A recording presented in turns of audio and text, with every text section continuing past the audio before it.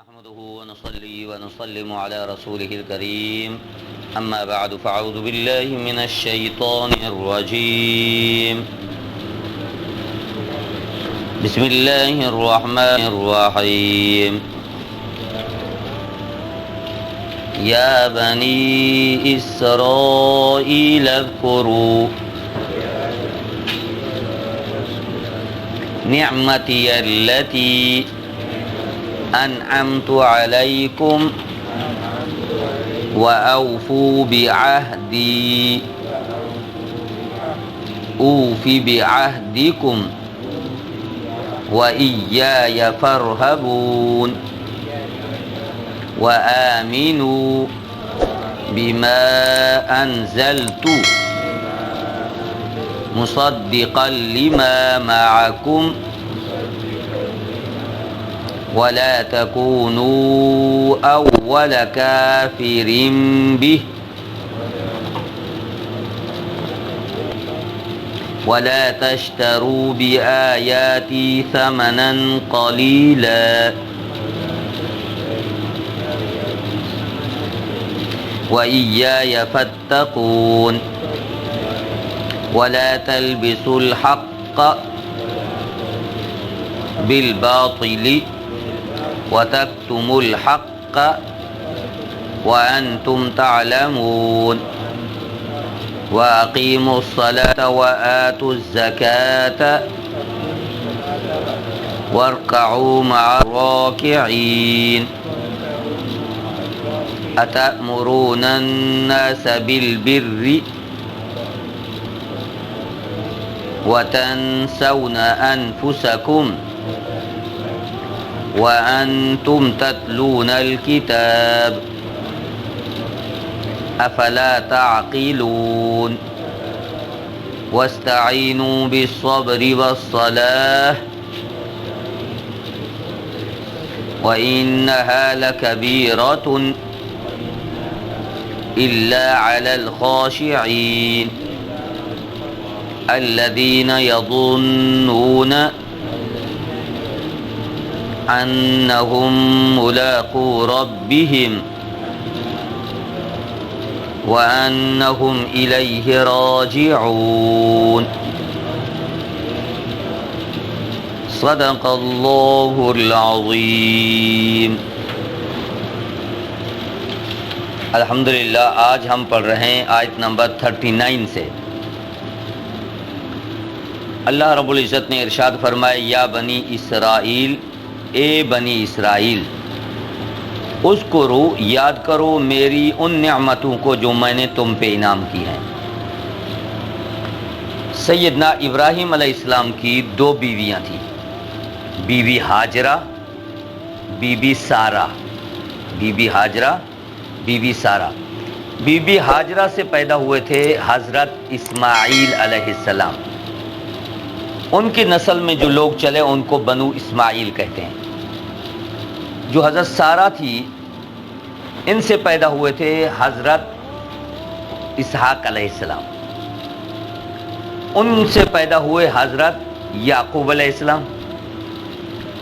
ان کی جو اولاد تھی ان کو کہتے ہیں بنو اسرائیل. یہ بنی اسرائیل جو کہا یعقوب علیہ السلام کی اولاد، یا بنی کہتے ہیں اولاد کو، سن آف اسرائیل یعنی حضرت یعقوب علیہ السلام کی اولاد. اب اسرائیل کا ترجمہ ہوتا ہے عبداللہ. عبداللہ کے معنی اللہ کے بندے. تو اللہ رب العزت نے اتنا پیار بھرا خطاب اس لیے فرمایا کہ تم تو میرے بندے کی اولاد ہو، جو اطاعت گزار فرما بردار تھا، تو لہٰذا تم بھی اپنے باپ کی طرح بنو. کہا جاتا ہے نا کہ بھئی آپ کے ابو کیسے، آپ کا نسل کیسا، آپ کے بڑے کیسے، آپ کیسے بن رہے ہیں. تو اس لیے اللہ نے فرمایا کیا جس طرح یعقوب علیہ السلام تھے میرے بندے تھے، تم بھی اس طرح میرے بندے بن کے دکھاؤ. یعنی اطاعت گزار بنو، شکر گزار بنو، نا شکر نہ بنو. اس لیے اللہ رب العزت نے خطاب فرمایا یا بنی اسرائیل، اے میرے بندے کی اولاد، اے یعقوب علیہ السلام کی اولاد. تو بنو اسرائیل یعقوب علیہ السلام کی اولاد کو کہتے ہیں. تو اللہ نے فرمایا نعمتی اللتی انعمت علیکم، ان نعمتوں کو یاد کرو جو میں نے تم پہ برسائی ہیں، یہاں تک کہ ان کے نسل میں 4000 انبیاء علیہ السلام اللہ نے بھیجے۔ اگر کسی کی نسل میں کوئی بڑے لوگ گزرے ہوں تو آدمی فخریہ طور پہ کہتا ہے ہاں ہاں میں وہی بندہ ہوں، میری نسل میں سے اتنے لوگ اچھے گزرے ہیں۔ تو اللہ نے فرمایا 4000 انبیاء علیہ السلام تمہاری نسل میں نے پیدا کی، کتنا بڑا انعام۔ تو جب اتنی نعمتیں میں نے تم پہ برسائی ہیں تو پھر میرے اللہ، میرا جو بندہ تھا یعقوب علیہ السلام، تم بھی ان کے طرح بن کے دکھاؤ۔ اب دیکھیے، اگر کوئی بندہ کسی پہ احسان کرتا ہے نا، عربی میں کہتے ہیں الانسان عبد الاحسان، انسان ہے نا احسان کا غلام۔ جو بندہ احسان کرتا ہے وہ کہتا ہے بھائی یہ میرے باس ہیں، اس نے بہت ہی بڑا مجھ سے احسان کیا ہے۔ تو اللہ رب العزت فرماتا میری نعمتوں کو تو دیکھو کتنی بڑی میری نعمتیں تم پہ ہیں، تو لہٰذا میری نعمتوں کو تم یاد کرو، یاد کر کے ہمیشہ میری اطاعت میں اپنا وقت گزارو، نافرمانی میں نہیں۔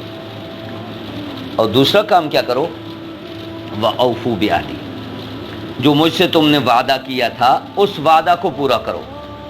وعدہ یہ اللہ رب العزت نے تورات میں ان سے لیا تھا کہ جب میرا پیغمبر سید الانبیاء والمرسلین آ جائیں ان کی تعلیمات پہ عمل کرنا ہے۔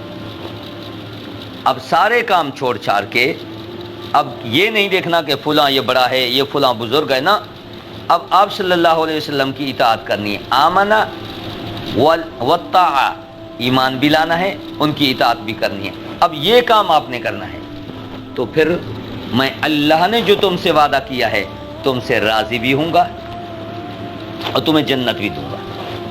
تو گویا جنت کی گارنٹی اور ضمانت اسی پہ ہے کہ آمنا بے محمد صلی اللہ علیہ وسلم وطاع، کہ آپ صلی اللہ علیہ وسلم پہ ایمان بھی لایا جائے اور آپ صلی اللہ علیہ وسلم کی اطاعت بھی کی جائے۔ اطاعت کی معنی ہوتے کہنا ماننا، کہ آپ صلی اللہ علیہ وسلم کے ہر حکم کو سر آنکھوں تسلیم کریں۔ تو اللہ نے فرمایا جب تم یہ کام کرو گے تو پھر اوفی بعہدکم، جو میرا تم سے وعدہ ہے میں پورا کروں گا۔ کیا؟ تم سے راضی بھی ہوں گا، وادخلکم الجنہ، تمہیں جنت کا داخلہ بھی دوں گا۔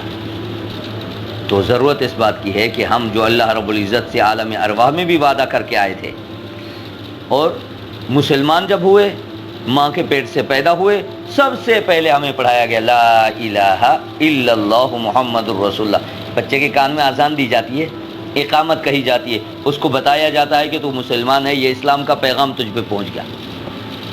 تو اللہ نے فرمایا کہ اس وعدے کو پھر بڑے ہونے کے بعد پورا کرنا ہے، تو پھر میں تمہیں جنت بھی دوں گا، تم سے راضی بھی ہوں گا۔ اگر کوئی بندہ یہ وعدہ پورا نہ کرے تو پھر اللہ رب العزت کا اس کے ساتھ وعدہ نہیں، نہ رضا والا ہے نہ جنت والا ہے۔ تو جنت کی ضمانت اور اللہ کی رضا تب ملے گی جب آپ صلی اللہ علیہ وسلم کی اطاعت بھی کریں، ایمان بھی لائے، دونوں کام آپ کریں، اللہ رب العزت راضی بھی ہو جائیں گے اور ساتھ میں جنت بھی عطا کریں گے۔ اور آخر میں فرمایا وَإِيَّايَ فَارْهَبُونِ، اور مجھ ہی سے ڈرو۔ بعض دفعہ یہ تو ہے کہ بھائی یہ اطاعت کروں گا تو یہ خطرات، یہ اللہ رب العزت فرماتا نہیں، اپنے یسوع سے نہ ڈریں، مجھ سے ڈریں۔ کہتے ہیں کہ جس دل میں انسان کے اللہ رب العزت کا خوف آ جائے پھر اللہ رب العزت سارے راستے آسان فرما دیتے ہیں۔ کہتے ہیں نا کہ زیادہ کو راضی کرنا مشکل ہے، ایک کو راضی کرنا آسان ہے۔ جب ایک کو ہم راضی کر لیں گے، نیلی چھت والے کو، تو وہ سب کے دل میں شفقت ڈال دے گا، سارے راضی ہو جائیں گے۔ اگر ہم راضی کرنے کی بھائی کو کوشش کریں گے یہ ناراض، اس کو راضی کریں گے یہ ناراض، سب کو راضی کرنا مشکل ہے، ایک کو راضی کرنا آسان ہے۔ تو اس لیے فرمایا مجھ سے ڈرو اور کسی سے نہ ڈرو، تو پھر میں تمہارا اتنا روب دنیا میں ڈال دوں گا کہ لوگ تمہیں دیکھ کر کے تم سے ڈریں گے۔ اب آپ صلی اللہ علیہ وسلم نے دنیا کے اندر صحابہ کرام میں یہی چیز پیدا کی، خوف خدا والی۔ اب صحابہ کرام میں اتنا خوف خدا آ گیا کہ اللہ رب العزت نے آج بھی ہمارے دلوں میں وہ محبت پیدا کر دی، جب بھی صحابی کا نام آتا ہے رضی اللہ عنہ، ہم اپنے بچوں کے نام بھی بخوشی خوشی رکھتے ہیں۔ بلال بھائی رکھا، ابو ہریرہ رکھا، عمر رکھا، ابو بکر رکھا، عثمان رکھا، اپنے بچوں کے نام بھی ہم رکھتے ہیں، اس لیے کہ اللہ رب العزت نے محبت ان کی ڈال دی ہمارے دلوں میں۔ کیوں ڈالی؟ کہ وہ اللہ سے ڈرتے تھے۔ جب اللہ سے ڈرتے تھے ہر چیز ان سے ڈرتی تھی۔ ایک مرتبہ سیدنا عمر رضی اللہ تعالیٰ عنہ کے دور میں ایک جگہ سے آگ نکلی. لوگوں نے کہا آگ نکلی، اب تو یہ مدینہ عالیہ میں پھیل جائے گی. فرمایا دیکھیے ہم اللہ سے ڈرتے ہیں، اللہ رب العزت انشاءاللہ راستہ نکالے گا. سیدنا عمر رضی اللہ تعالیٰ عنہ نے اپنی چادر سے آگ کو پیچھے کیا کہ پیچھے ہو جا. اب آگ تو اس کو جلا دے گی، لیکن پہاڑی میں چلی گئی، ختم آگ. کسی نے کہا شیر پڑا ہے راستے میں، لوگوں کو اذیت دے رہا ہے، راستے سے گزرگاہ بھی نہیں. فرمایا اچھا کہاں ہے؟ فرمایا وہ اندر پڑا ہے. اندر خود چلے گئے. لوگوں نے کہا شیر تو لوگوں کو پھاڑتا ہے. چلے گئے، کان سے پکڑا، ایک تھپڑ مارا. کہتے ہیں کیا عمر اللہ سے نہیں ڈرتا؟ اللہ کے محبوب صلی اللہ علیہ وسلم کی اطاعت نہیں کرتا؟ جب کرتا ہے تجھے کیا جرأت وہ یہ لوگوں کو اذیت دے رہا ہے؟ ہاں بھائی، پھر کوئی بھی چیز ہمیں نقصان نہیں دے گی جب ہم اللہ سے ڈریں گے. بس شرط یہ ہے کہ اللہ کا ڈر ہو. تو اس لیے ہمارے دلوں میں اللہ کا ڈر ہونا چاہیے. اللہ کا ڈر ہونا پھر اطاعت کرنی بھی آسان بن جاتی ہے. اب نماز پہ ہم کیوں نہیں پہنچ رہے؟ نماز کی پابندی نہیں ہو رہی، خوف خدا نہیں. اگر خوف خدا ہو نمازوں کی پابندی بھی آسان. تو اس لیے اللہ نے فرمایا مجھ سے ڈرو، کسی اور سے. وَآمِنُوا بِمَا أَنزَلْتُ، اور ایمان لاؤ جو میں نے نازل کیا، یعنی قرآن پہ ایمان. اب ایک تو ہے کہ ہم کہہ دیں کہ میں قرآن کو مانتا ہوں، یہ تو ہوگا زبان سے کہہ دیا، لیکن اپنے عمل سے تو میں اظہار کر کے دکھاؤں نا کہ واقعتاً میں قرآن کو مانتا ہوں. وہ عمل سے کیسے اظہار ہوگا؟ جو اللہ کے احکامات ہیں ہم ان کو پورا کرنے والے بنیں، جو کرنے والے کام ہیں وہ کریں، جن سے اللہ نے منع فرمایا، اللہ کے محبوب صلی اللہ علیہ وسلم نے منع فرمایا، ہم رک جائیں. پھر یہ ہے ایمان. تو اس لیے اللہ نے فرمایا قرآن پہ ایمان لاؤ. قرآن ایسی کتاب ہے، اس سے پہلے جتنی کتابیں آئیں ان کی بھی تصدیق کرتا ہے کہ واقعتاً تورات، انجیل، زبور یہ ساری اللہ کی طرف سے. تو فرمایا وَلَا تَكُونُوا أَوَّلَ كَافِرٍ بِهِ، تم پھر پہلے اس کا منکر نہ بنو. کیوں؟ اگر امت مسلمہ اس کی منکر بنے گی، لوگ کہیں گے ارے مسلمان خود قرآن کو نہیں مانتے، ہم کیسے مانیں؟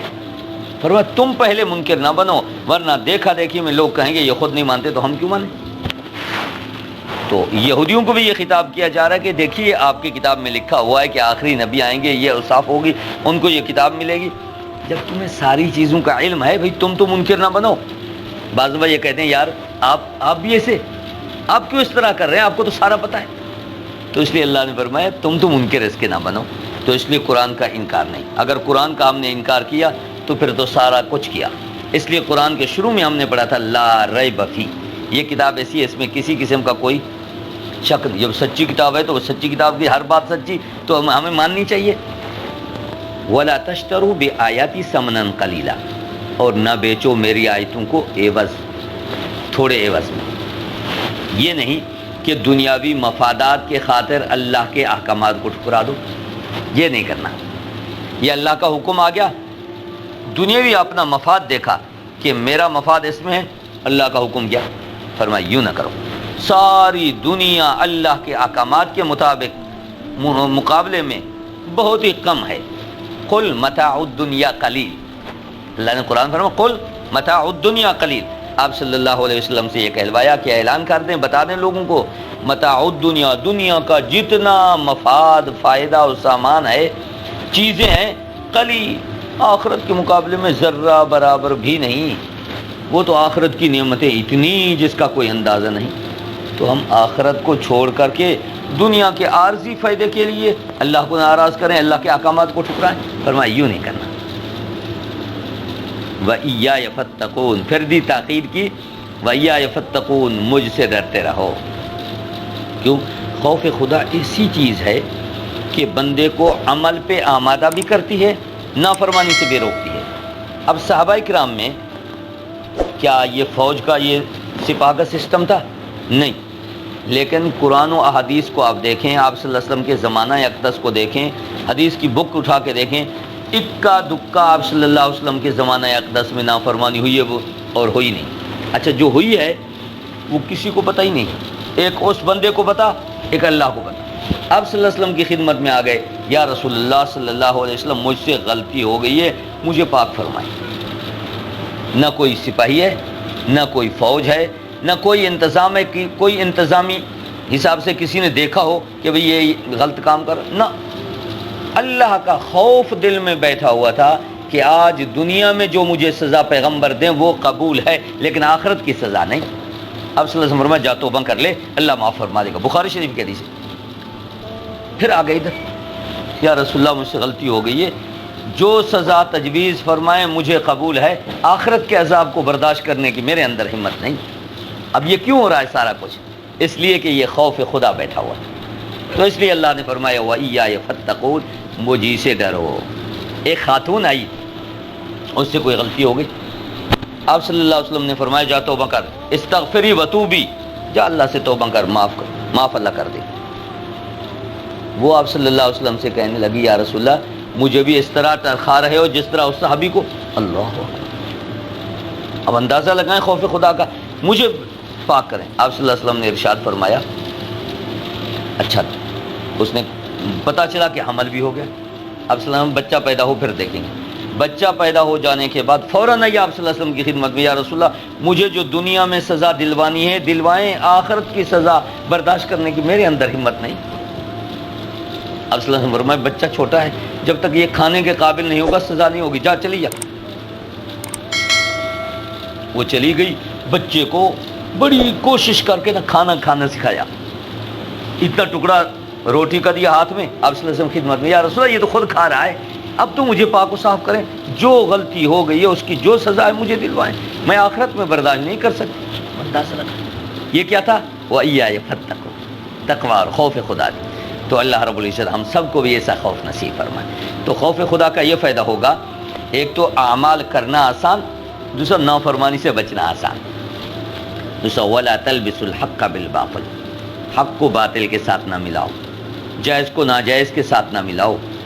ہاں، جو صحیح ہو صحیح، ایسا نہ ہو کہ صحیح کو بھی اس انداز میں پیش کریں کہ وہ غلط جیسا نہ لگے، ایسا نہ کرو، حق کو باطل کے ساتھ مت ملاؤ۔ وَتَكْتُمُوا الْحَقَّ، حق کو چھپاؤ نہ، صحیح بات جو ہو وہ بتا دیں، آپ سے پوچھی جائے یہ صحیح بات، ہاں بھائی ٹھیک ہے، غلطی ہو کچھ بھی ہو لیکن صحیح بات جو ہے وہ صحیح بتانی چاہیے، صحیح بات کو چھپانا نہیں چاہیے۔ اور بچوں میں بھی ہم یہ عادت بنائیں کہ بچوں کی جو بھی بات ہو نا اس کو بتائی جائے کہ بھئی سیدھی بات کرنی ہے، ہم نے غلط بیانی نہیں کرنی۔ بعض دفعہ یہ ہوتا ہے کہ ہم گھر میں بیٹھے ہیں، کوئی ملنے آیا قاری صاحب کو، وہی قاری صاحب سے ملنا ہے، میں نے کہا بچے سے کہہ دیں قاری صاحب گھر میں نہیں۔ بعض دفعہ بچے سچ بھی بتا دیتے ہیں۔ ایک دفعہ ہم محلے میں نکلے، میں نے بتایا بھی تھا پہلے، تو اندر سے بتا دیا کہ جاؤ قاری صاحب والوں کو بتاؤ کہ ابو نہیں ہے گھر میں۔ وہ آئے، وہ بچہ کہنے لگا میرے ابو کہتے ہیں قاری صاحب کو بتا دو ابو گھر میں نہیں ہے۔ بتا دیا۔ تو بھائی ہم بات بچوں کو جو سکھائیں وہ بھی یہ کہ بات سیدھی کریں، کچھ بھی ہو بات سیدھی۔ ماں باپ کو اتنا یقین ہو جائے کہ میرا بچہ کبھی غلط بیانی نہیں کرے گا، تو اس لیے اللہ نے فرمایا بات جو ہو نا اس کو چھپانا نہیں چاہیے، سیدھی بات کرنی چاہیے۔ وَأَنْتُمْ تَعْلَمُونَ، تمہیں علم بھی ہے کہ غلط بات کرنے کے کتنے نقصانات ہیں۔ وَأَقِيمُوا الصَّلَاةَ وَآتُوا الزَّكَاةَ، نمازوں کی پابندی کرو، زکوٰۃ کی ادائیگی۔ اب دیکھیے ایمان تو حملہ ہے، وَآمِنُوا بِمَا أَنزَلْتُ، قرآن کو تو مان لیا، اب بھائی قرآنی احکامات کو بھی مانیں۔ کیوں ماننے کا پتہ تب چلے گا کہ اس کے احکامات کی ہم پابندی کر رہے ہیں یا نہیں۔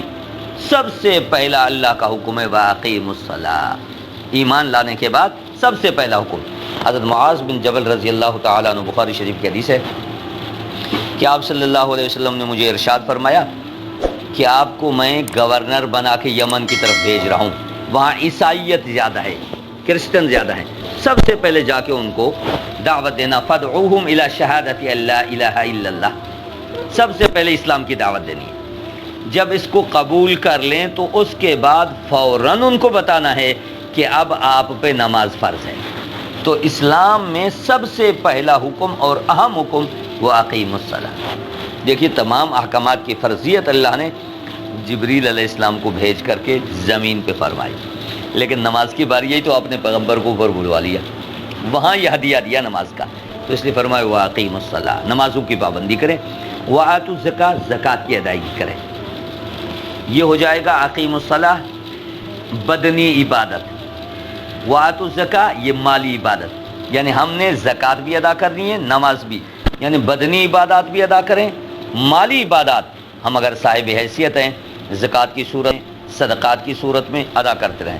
یہاں تک کہ قرآن میں ایک جگہ یہ بھی حکم ہے، صحابہ کرام سے لوگ سوال کرتے ہیں کہ اللہ کے راستے میں کتنا خرچ کریں، اللہ رب العزت نے فرمایا ان کو بتا دو، بہتر تو یہ ہے یسألونک ماذا ينفقون، پوچھتے ہیں کتنا خرچ کریں، قل العفو، جو زائد از ضرورت غریبوں کو دے دیں، یہ سب سے اعلیٰ درجہ ہے۔ لیکن یہ ہے، یہ مت سمجھیے کہ آج میں نے جیب سے اگر 10 روپے دے دیے تو 100 میں سے 10 میرے کم ہو گئے، بظاہر گنتی میں کم ہو گئے، لیکن اللہ رب العزت اس کو اتنا برکت دیں گے، اتنی بڑھائیں گے، جہاں ہماری ہزاروں میں کام ہوتا ہے وہ اس میں کام ہمارے نکل جائیں گے۔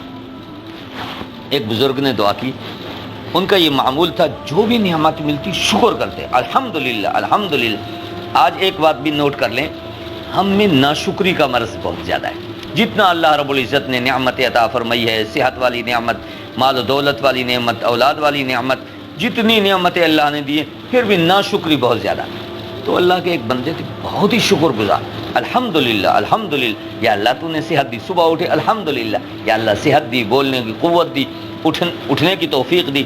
اگر سوئے رہ جاتے یا سوتے اٹھ نہ سکتے، اٹھتے تو گر جاتے، لیکن اللہ نے کتنا، الحمدللہ، اللہ نے اتنا رزق وسیع کیا شکر کی برکت سے۔ ایک دن کہنے لگے یا اللہ اتنا رزق دیا، اس سنبھالا نہیں جاتا، کم تو ذرا کر دیں۔ اللہ رب العزت نے ارشاد فرمایا کہ جبریل علیہ السلام کو ان کو بتا دیں جا کے، میرے بندے میرا قانون یہ ہے، جو شکر کرتا رہے گا دیتا رہوں گا، شکر کرتا رہے گا تو کمی نہیں کروں گا، دیتا جاؤں گا۔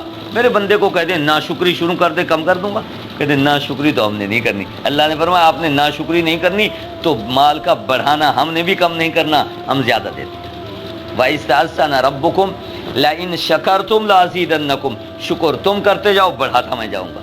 تو بھائی شکر کرنے سے مال و دولت بڑھتا ہے، چین و سکون بڑھتا ہے، تو لہٰذا ہم یہ اپنی عادت بنائیں۔ الحمدللہ، صبح کا ناشتہ کیا الحمدللہ، صبح کو اٹھیں الحمدللہ، غسل کیا الحمدللہ، کپڑے پہنے الحمدللہ، اللہ کا ہر وقت شکر ادا کرتے رہیں۔ تو اقیموا الصلاۃ وآتوا الزکاۃ، نمازوں کی بھی پابندی، یعنی بدنی عبادت بھی کرتے رہیں، وآتوا الزکاۃ مالی عبادت بھی، وارکعوا مع الراکعین، رکوع کریں رکوع کرنے والوں کے ساتھ۔ اس کا دوسرا ترجمہ ہے ادوا الصلاۃ بجماعہ، کہ نماز جماعت کے ساتھ ادا کریں، رکوع کرنے والوں کے ساتھ رکوع کریں، کیا مطلب؟ نماز با جماعت ادا کریں۔ نماز اتنی فضیلت والی ہے، فرمایا ایک بندہ اگر نماز گھر میں پڑھ رہا ہے، نماز تو ہو جائے گی، فرض ادا ہو گیا، لیکن جو ثواب ہمیں جماعت کے ساتھ ملے گا وہ اکیلے میں تنہائی میں نہیں مل سکتا۔ بخاری شریف کی حدیث ہے، عبداللہ بن عمر رضی اللہ تعالیٰ عنہ، حضرت ابو ہریرہ رضی اللہ تعالیٰ عنہ روایت کے راوی فرماتے ہیں جو جماعت کے ساتھ نماز پڑھی جائے 27 گنا اس کا ثواب بڑھ جاتا ہے۔ اب ایک آدمی کو کہیں کہ اگر تو نے یہاں ڈیوٹی کرنی ہے تو آپ کو 1 لاکھ روپیہ ملے گا، اگر وہاں چلے جائیں تو 10 لاکھ دیں گے، ہم کس کو ترجیح دیں گے؟ جس میں زیادہ ہے نا۔ تو یہاں اعمال میں بھی آخرت کی جو کرنسی ہے ہمارے اکاؤنٹ میں، جہاں جتنا زیادہ جائے وہ بہتر ہے نا۔ تو اللہ فرما رہے ہیں عمل تو ویسے کرنا ہے، کام تو ویسے کرنا ہے، تو لہٰذا بجائے اس کے کہ ہم اکیلے پڑھیں، مسجد میں جا کے پڑھیں، جماعت کے ساتھ پڑھیں۔ اگر ٹائم کم ہو گیا، جماعت نکل گئی ہے، گھر میں بچوں کو ساتھ کھڑا کر کے جماعت کے ساتھ پڑھیں۔ جماعت کے ساتھ نماز پڑھنا 27 گنا زیادہ ثواب ملتا ہے۔ ایک حدیث مبارکہ میں موجود ہے، آپ صلی اللہ علیہ وسلم نے فرمایا، حضرت ابو ہریرہ رضی اللہ تعالیٰ عنہ روایت کے راوی ہیں، فرمایا 5 نمازوں کی مثال اس طرح ہے جیسے کوئی آدمی دن میں 5 مرتبہ غسل کرے، حل علی الجسم، کیا اس کے جسم پہ درنن کوئی میل رہ جائے گی؟ آپ صلی اللہ علیہ وسلم بولے اب 5 مرتبہ آپ صاف پانی سے نہائیں، صابن لگائیں، جسم صاف ہوگا نہیں ہوگا؟ فرمایا یہی مثال ہے 5 نمازوں کی، جو بندہ پابندی کے ساتھ جماعت کے ساتھ نماز ادا کرے گا اللہ ساری خطاؤں کو معاف فرما دے۔ کتنا بڑا فائدہ بھائی، ہم دعائیں کرتے ہیں یا اللہ ہمارے گناہوں کو معاف فرما دے، ہماری غلطیوں کو معاف فرما دے، اللہ رب العزت نماز کے ذریعے اس کو معاف کر دیتا ہے۔ تو لہٰذا ہم نماز کی پابندی کرنے والے بنے بھائی۔ امام احمد بن حنبل رحمۃ اللہ علیہ فرماتے ہیں جس طرح نماز فرض ہے، جماعت کے ساتھ ادا کرنا بھی فرض ہے، ان میں رعایت نہیں۔ وہ کہتے ہیں جماعت کے ساتھ پڑھیں، بغیر جماعت کے آپ کی نماز نہیں ہوگی۔ لیکن باقی تمام ائمہ کے نزدیک اکیلے میں نماز تو ہو جائے گی، لیکن جو مزہ، جو ثواب مسجد میں جماعت کے ساتھ ملے گا وہ اکیلے میں نہیں مل سکتا۔ تو اس لیے ہمیں چاہیے کہ ہم نمازوں کی پابندی کرنے والے بنیں۔ اتأمرون الناس بالبر وتنسون انفسکم، کیا لوگوں کو تو اچھائی کا حکم دیتے ہو، اپنے آپ کو بھول جاتے ہو؟ میں لوگوں سے کہوں یار اچھے کام کیا کریں، وہ خود نہ کروں، لوگوں کو کہوں یہ کام یوں کریں، میں خود اس کے الٹ کروں۔ اللہ نے فرمایا جب لوگوں کو نیکی کا، اچھائی کا، بھلائی کا حکم دے رہے ہو تو خود بھی اچھے کام کرو۔ میں لوگوں کو نماز پڑھیں خود نہ پڑھوں، تو اللہ نے فرمایا کہ لوگوں کو نیکی کا حکم کریں، اچھائی کا کریں، خود بھی۔ اچھا، اس سے ایک سوال یہ پیدا ہوتا ہے، آپ کہیں کہ جو لوگ خود نیکی نہیں کرتے لہٰذا لوگ دوسروں کو بھی نیکی کا حکم نہ کریں۔ نہیں، ایسے بات نہیں۔ کیوں؟ ہمارے پیغمبر کے بعد اور کوئی نبی نہیں آئے گا، آخری نبی ہے۔ ہم مسلمان ہونے کی حیثیت سے، آپ صلی اللہ علیہ وسلم کی امتی ہونے کی حیثیت سے ہماری دو ڈیوٹیاں ہیں، دو کام ہیں۔ ایک کام خود عمل کرنا، دوسرا کام ہے دوسروں کو عمل پہ لانا اور ترغیب دینا۔ اگر میں خود عمل نہیں کر رہا، دوسروں کو بتا رہا ہوں، ایک کام تو ہو رہا ہے نا۔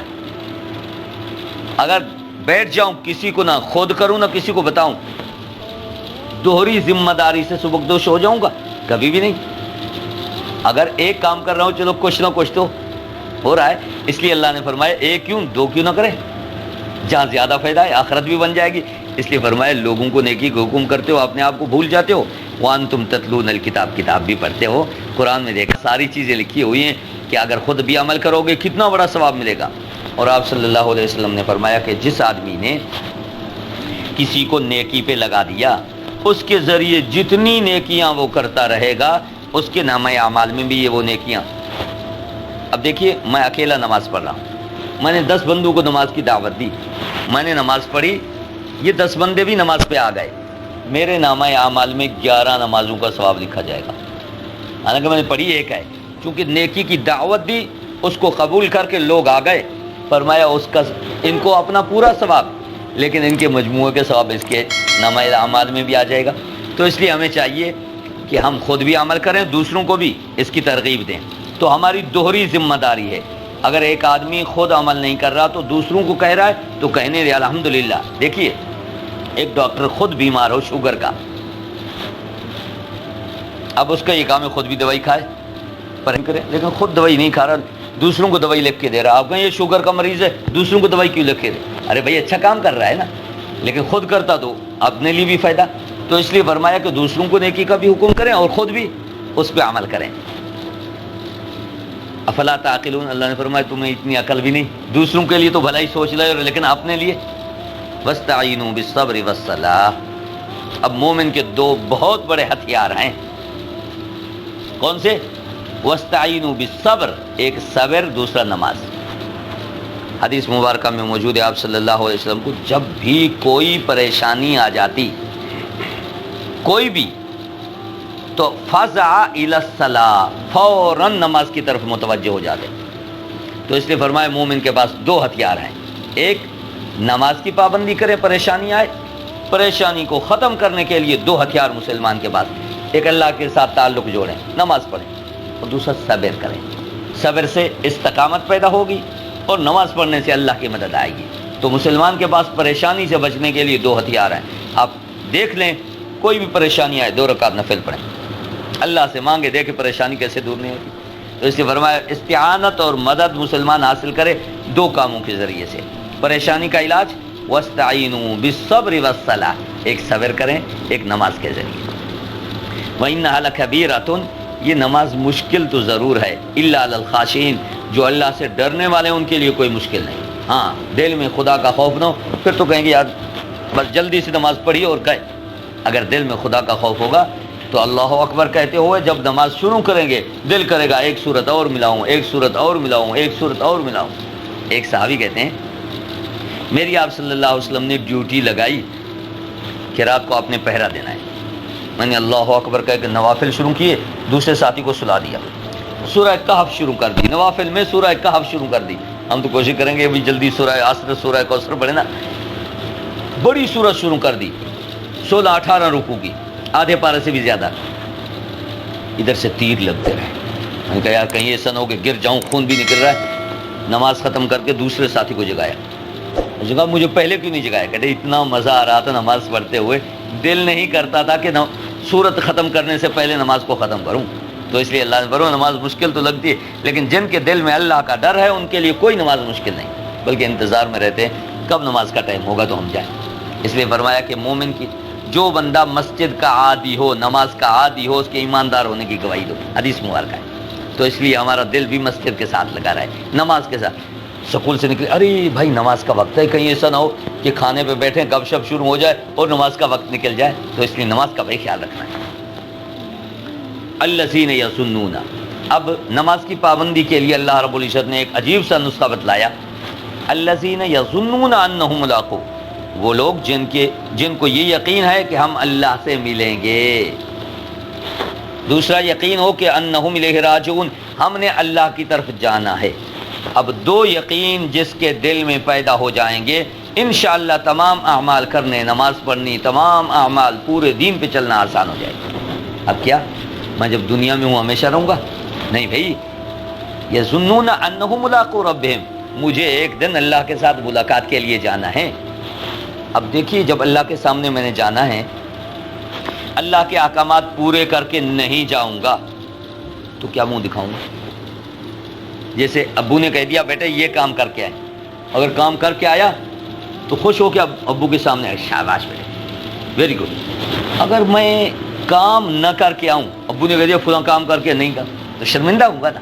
تو اللہ نے فرمایا جب تمہارے اندر یہ یقین پیدا ہو جائے، مجھے جانا ہے اللہ کے پاس، اللہ سے ملنا ہے، جب یہ یقین پیدا ہو جائے گا، مرنے کے بعد اللہ کے سامنے حاضر ہونا ہے، یہ یقین پیدا ہو جائے گا تو انشاءاللہ پورے دین پہ چلنا آسان۔ یہ آخر میں اللہ نے نسخہ بتایا۔ تو اس لیے ہمارا یقین ہے کہ مرنے کے بعد انشاءاللہ اللہ رب العزت کے سامنے حاضر ہونا ہے، اور ہر پوری زندگی کے ہر ایک سانس کا اللہ کے سامنے جواب بھی دے ہونا ہے۔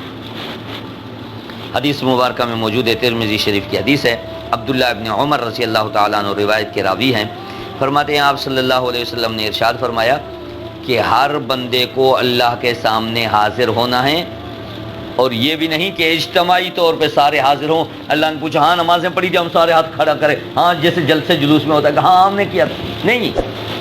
فرمایا وَلَقَدْ جِئْتُمُونَا فُرَادَا، میرے پاس تنہا اکیلے اکیلے آؤ گے، کما خلقناکم اول مرہ، جس طرح تم دنیا میں آئے تنہا، ماں کے پیٹ سے آئے اکیلے، تو اس طرح میرے سامنے بھی تنہا اکیلے آنا ہے۔ میں نے تم سے سوال کے جواب، اب کیا سوال ہوگا؟ سب سے پہلے یا اللہ فرمائیں گے اے میرے بندے، تجھے میں نے زندگی دی، کتنا اچھا بنایا، ناک کس طرح، آنکھیں کس طرح، بال کس طرح، پورا جسم کیسے بنایا اچھا، مجھے بتائیے اس زندگی کی تو نے کیا قدر کی، کہاں کمایا زندگی کو، کہاں خرچ کیا، میری فرما برداری میں یا نافرمانی میں؟ یہ جوانی جو میں نے دی، اس جوانی کو کہاں خرچ کیا؟ میری رضا کے لیے اس جوانی کو لٹایا، یہ نافرمانی میں؟ یہ مال تو نے کہاں سے کمایا تھا، کن ذرائع سے یہ مال کو حاصل کیا تھا، حلال ذرائع تھے یا حرام؟ یہ نہیں دیکھنا کہ مال ہونا چاہیے، لیکن ذرائع بھی دیکھیں، جن ذرائع سے میرے پاس مال آ رہا ہے حلال کا ہے یا حلال کا نہیں؟ اور پھر چوتھا سوال ہوگا اس مال کو خرچ کہاں کیا؟ ہم سمجھتے ہیں کہ میرے پاس مال ہے، میری ہے، میری ملکیت ہے، میں نے کمایا ہے۔ اللہ فرماتے نہیں، یہ میں نے دیا، بما آتاہم اللہ من فضل، قرآن میں رزقناہم، ہم نے تمہیں دیا۔ ہم سے زیادہ صلاحیت والے موجود ہیں، 1 روپیے کے لیے ترس رہے، تو اللہ پر ہم نے دیا، بھائی ہم نے دیا ہے، یہ ہماری جائیداد ہے، ہم نے دیا ہے تمہیں۔ تو اللہ فرماتے ہیں دیکھیں جو مال کمایا اس کو خرچ کہاں کیا، اس کا بھی روز قیامت پوچھو گے، سوال ہوگا۔ آخری سوال یہ ہوگا کہ آپ نے علم، اپنی معلومات کے مطابق کتنا عمل کیا۔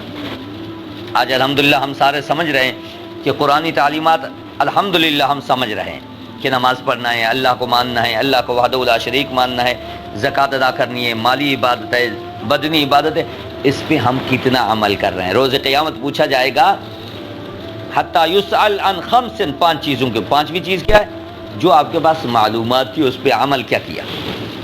آج معلومات تو سب مسلمانوں کے پاس ہے، لیکن عمل کتنا بھائی؟ پہلے معلومات کم تھی، علم کم تھا، عمل بہت زیادہ تھا۔ آج علم تو بہت زیادہ لیکن عمل کم ہے۔ تو اس لیے دعا ہے اللہ رب العزت سے ہم سب کو قرآنی تعلیمات پہ عمل کی توفیق نصیب فرمائے، جو ہم سیکھ کے جائیں اس کو زندگی میں اپنائیں، تاکہ چلتا پھرتا مسلمان یہ سمجھ آئے کہ واقعتاً یہ مسلمان ہے۔ اللہ رب العزت ہم سب کو عمل کی توفیق نصیب فرمائے، سننے سنانے کو اللہ رب العزت ذریعہ نجات کا بنا دے۔ وما علینا الا البلاغ۔